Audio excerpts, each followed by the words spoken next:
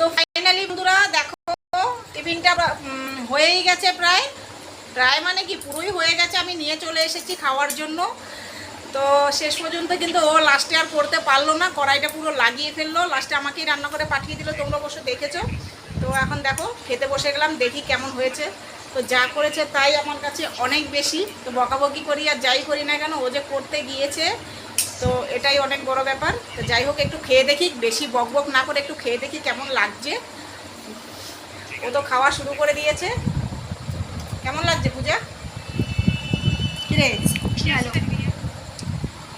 ভালো ভালো ভালো হয়েছে, বাহ।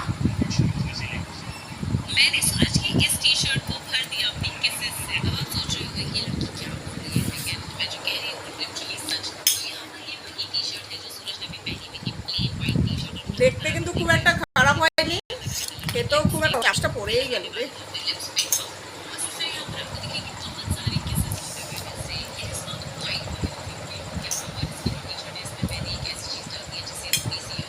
তো চলো ভিডিওটা আমি এখানে শেষ করে দিচ্ছি। আর গরমে একদম সত্যি একদম মানে কি বলবো, অবস্থা ভীষণ খারাপ হয়ে গেছে। তো যাই হোক, ও চাউমিনটা করেছে, এতেই অনেক বেশি আমার ভাগ্য যে করে আমাকে খাওয়াচ্ছে। ঠিক আছে, অনেকক্ষণ ধরে খিদে পেয়েছিল, ওকে বলে যাচ্ছি যে পূজা খিদে পেয়েছে, কিছু খেতে দিবি। আমাকে বলছো তুমি আমাকে বলছো, আমি ভাবছি তোমাকে বলবো আর তুমি আমাকে বলছো।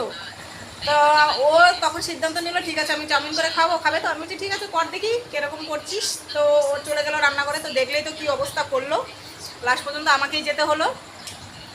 যাই হোক, বাচ্চা মানুষ, এটাই অনেক বড় ব্যাপার যে আমাকে করতে মানে করে নিয়ে এসছে খাওয়ার জন্য। তো কড়াইতে লেগে গিয়েছিল, আমি তুলে নিয়ে এসেছি। তো শেষ পর্যন্ত বসে পড়লাম খেতে। তো বন্ধুরা, ভিডিওটা ভালো লাগলে অবশ্যই লাইক কমেন্ট শেয়ার করে দিও। আবার আসবো নেক্সট ভিডিওয়, ততক্ষণ তোমরা ভালো থেকো, সুস্থ থেকো। তো চলো, আর সত্যি কথা বলতে আমার ঘরে একেবারেই আলো কম, তোমরা হয়তো ভিডিওটা ভালো করে বুঝতে পারবে না।